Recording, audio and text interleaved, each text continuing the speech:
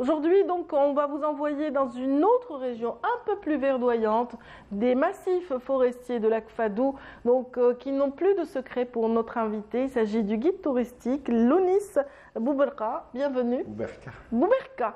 Je vais le dire Merci. comme ça, il n'y a pas de souci. Voilà, Lounis Bouberka, on est ravis de vous recevoir ce matin. Ravis aussi de goûter à cette passion dont vous allez parler tout de suite. C'est votre région natale en tout cas. Bonjour, merci et bonjour les auditeurs, bonjour tout le monde. Je vous remercie infiniment de m'offrir cette occasion.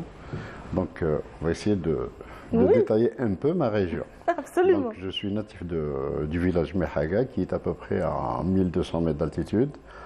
Les culminants avoisinent à peu près les 1600 et les 1580 sur les cimes. Donc, sous toute cime, il y a une descente. Absolument. Il y a une rivière, voilà. Il y a des cours d'eau, il y a une végétation luxuriante, il y a aussi une faune et il y a énormément de lieux insoupçonnés dans ces régions. Oui, effectivement. Donc on peut se balader. C'est une forêt propre en principe, qu'on devrait garder propre. Donc on peut se balader et puis être à l'ombre, même si c'est des canicules. Absolument. Donc vous êtes souvent sollicité pour des visites guidées au sein de ce massif forestier qui est des plus beaux. Je suis né déjà vous vivez dans la à forêt. proximité dans de la forêt d'ailleurs. Derrière ma maison est à 50 mètres de la forêt. Donc après l'arrivée des randonnées de masse, donc on s'est mis sur le culminant. Donc on devrait redescendre un peu pour pouvoir faire des garde-fous, de conseiller les gens de comment faire la randonnée, de les orienter, d'apporter un plus. Vous avez même votre propre lexique concernant le randonneur. Oui. Vous avez inventé 3 noms. 3 mots. Vous me Donc disiez hier. ils vont être rajoutés peut-être à la route pour marquer un pas dans l'histoire. Donc il y a le randonneur Oui. qui s'écrit le plus normal du monde. Il y a le randonneur avec un H, Très celui bien. qui marche, il nettoie et Ah, ça il c'est bien. protège. Il y a le randonneur, celui qui part avec, je l'ai dit, je vais le redire encore, ils partent avec de la bouffe, peut-être, je m'excuse de cette expression, peut-être sale, c'est des conserves et tout ce qui s'ensuit, qu'il met dans son ventre, et puis au retour, il les abandonne sur place. Voilà. D'où le terme dehors. Ah oui, Rentre out. dehors. Non, quand même, on essaie de les Oui. orienter. Eh ben, je vais vous raconter Voilà. un petit fait. Je suis parti avec un ami pendant et d'ailleurs, c'est un très grand photographe, pendant la période de neige. À peu près dans les 60 cm de neige. On est parti, c'était du blanc. Oui. Et au retour, on croise un groupe de randonneurs qui sont venus sur les lieux en basket. Oui. Et sur leur passage, ils ont laissé des bouteilles vides. Oui. Ne me dites pas que la neige fait pousser le plastique. Non, non du tout. La neige purifie, la neige embellit, donne un manteau vraiment à tous ces massifs montagneux, toutes ces belles forêts sont très belles. On vous voit d'ailleurs en pleine neige là, sur cette photo. C'était en quelle année? Eh ben, c'était le mois de février. Ah, c'était cette C'est année. c'est le lac Noir, gelé. C'était pour la première fois en 65 ans que j'ai pu Que me vous balader l'avez dessus. vu, Ouais. voilà, très bien. Voilà, on s'est baladé dessus, mais je n'ai pas trop attardé parce que... Vous aviez peur quand même. Oui, je savais J'imagine. pertinemment. Et d'ailleurs, il y avait un groupe de jeunes qui sautaient dessus pour faire des selfies, et puis Hop, plouf. oui. Donc, La glace s'est fendue Ouais, et du ouais, coup, ouais, voilà, ouais. c'était un petit peu dangereux. Mais c'est bien de valoriser toute cette beauté. C'est bien aussi d'être, comment dire, un bon pédagogue parce que Ouais. vous êtes un guide touristique hors pair, me dit-on. Et voilà, c'est-à-dire vous ne vous contentez pas de la randonnée, vous êtes aussi à l'écoute de ces groupes que vous recevez à chaque fois. Et d'ailleurs, à chaque fois que je fais une randonnée, on fait un petit briefing et tout ce qui s'ensuit. Le fait je l'ai lu, je vais le redire, pourquoi? Parce qu'il y a 26 lettres d'alphabet, mais chacun les utilise à sa façon, donc on compose des phrases.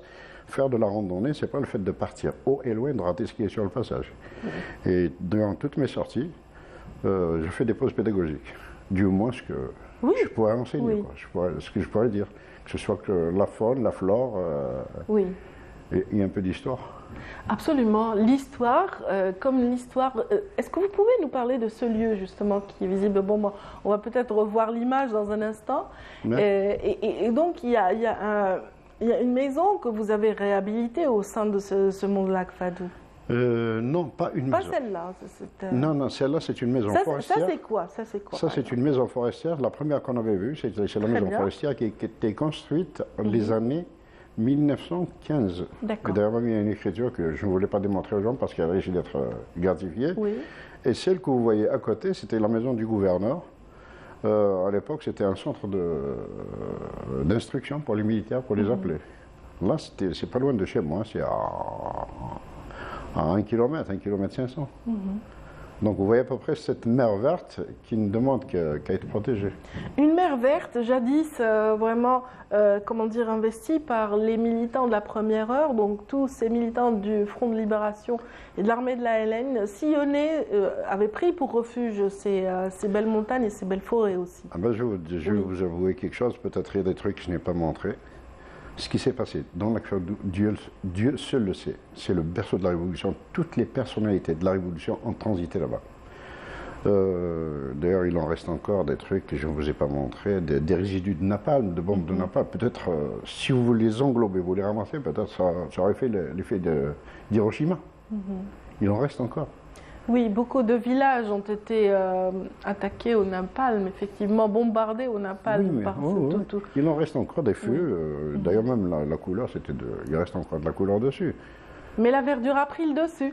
Oui, La nature a pris le dessus. La nature ne rate jamais son rendez-vous. C'est nous qui sommes toujours absents. Très bien. Il y avait un lieu de repli pour colonel Amirouche, Allah yarhamou. Vous avez... Amirouche, il avait sillonné toute, bon, je dirais pas toute l'Algérie, mais c'est-à-dire son fief, c'était l'Akfadou. Et d'ailleurs, la France n'a trouvé de difficulté que dans l'Akfadou, d'après ce qu'on avait lu. Il avait fait des bases, donc il a transité. Peut-être qu'on arrivera au volet. Donc vous voyez là, ce que vous voyez, c'est un fût de napalm. D'accord, oui. C'est un fût de napalm. J'aurais bien aimé qu'il soit ramassé, déposé dans un musée quelque part, au moins pour marquer une page d'histoire. Il y en a des centaines et des centaines. Votre appel sera certainement entendu ce matin. Et qui sait, le musée vous contactera ou éventuellement une municipalité donc, qui s'intéressera à la question de l'histoire. Déjà, la ceinture de l'Akfadou, je crois que c'est 9 municipalités. Donc si tout le monde mettait un petit grain de sel, on aurait fait quelque chose de grand. On aurait construit un beau petit musée. Ouais, voilà. Peut-être en réhabilitant l'une de ces structures. L'appel que je vais faire aujourd'hui, c'est de restaurer les maisons forestières. Donc sur toute la ceinture de l'Akfadou, il y a 11 maisons forestières dans un état d'ébriété. C'était vraiment dommage. Ça demande de l'investissement, ça demande une implication de plusieurs, j'imagine, partenaires pour arriver à un travail de réhabilitation ou de confortement de tous ces c'est-à-dire que s'il revient, le forestier s'il revient sur les lieux, donc ça donne déjà une certaine sécurité, ça donne une certaine information, mais ce forestier ne pourra pas travailler tout seul si on ne lui donne pas un coup de main. Pourquoi? Parce qu'elle est dans tous les bas-fonds, dans toutes les cimes, tous les culminants. Si on lui donne un coup de main, ce serait vraiment idéal. Oui. En tout cas, vous avez parlé de pédagogie, vous avez aussi énormément d'humour à distiller pendant ces visites guidées. On vous aime pour ça d'ailleurs. Voilà, les visiteurs de l'Akfadou passent par vous aussi parce que c'est un moment privilégié.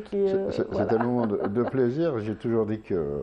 D'ailleurs, il y avait des jeunes à qui je rends hommage, je remercie. Ils m'ont jugé pour contumace. Pourquoi? Parce que je souris beaucoup. Condamné à sourire encore toute ma vie. Condamné à sourire par contumace.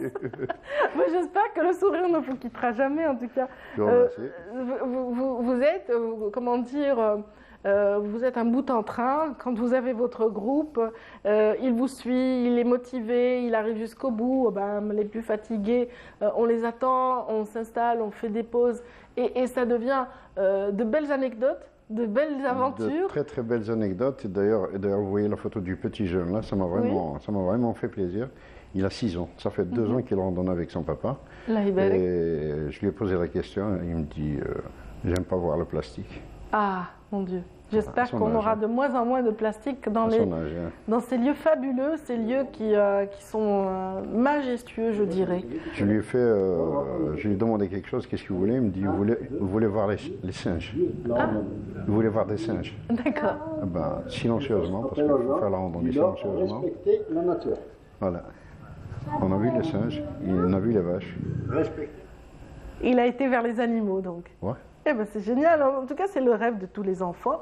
Et moi, je voudrais qu'on termine sur l'anecdote du couple. Il y a eu aussi une randonnée de noces dernièrement. Après le randonneur, le randonneur et le randonneur, c'est la randonnée de noces. La randonnée de noces. Voilà. Et il y en a eu dans le monde de l'Aqfado. En toute franchise, il était venu, donc je vais le redire encore, avec des chaussures bien cirées, un cache-nez, un tabouret à la main. Il me dit, pour déjeuner. Et des chaussures à talons pour la mariée. Je ne dis pas ça pour faire le dîner de mariée. Non. Mais quand même, on les a tirés, on les a tractés jusqu'à destination. Et ils ont gardé un excellent souvenir de ce très moment. Beau, très beau. En tout cas, voilà, j'imagine que vous êtes un homme heureux. Très heureux. Très heureux de faire cela, oui. Très heureux, je suis tout le temps souriant. Bon, ce qui est à l'intérieur est à l'intérieur, mais ne serait-ce que... Et d'ailleurs, j'ai toujours les rides expressives. Oui, et même quand il n'y a pas de groupe justement à orienter ou à recevoir, vous êtes aussi un grand randonneur vous-même. Je vous assure que je suis sorti pluie battante. Et d'ailleurs, je ne pouvais même pas faire sortir mon portable. Ce qu'il y avait comme mot à terre était beaucoup plus supérieur que ce qui est tombé dans l'eau. Mais rien n'empêche, j'ai touché un endroit où je voulais vraiment prendre des photos. Il ne faisait pas tellement froid, c'était un climat tropical. J'ai assouvi mon plaisir. Voilà, mon plaisir sera assouvi également parce qu'on m'a promis une belle visite guidée de l'Aqfado prochainement. Et on remercie pour ça Lounis Bouberka, donc on a été ravis de vous recevoir ce matin. Merci, vous êtes infiniment. Je vais faire juste un appel. Rapidement, s'il vous plaît. Les feux, ils sont interdits à partir du 1er juillet jusqu'au 31 octobre. Il y a une nouvelle loi qui vient d'être signée. Tout feu déclaré, c'est 30 ans de réclusion. Ah, excellent. Ça préservera ces beaux poumons qui vont permettre justement d'avoir toutes ces belles visites, tous ces beaux moments. Donc c'est quand même un héritage qu'il faut préserver et laisser pour les générations futures.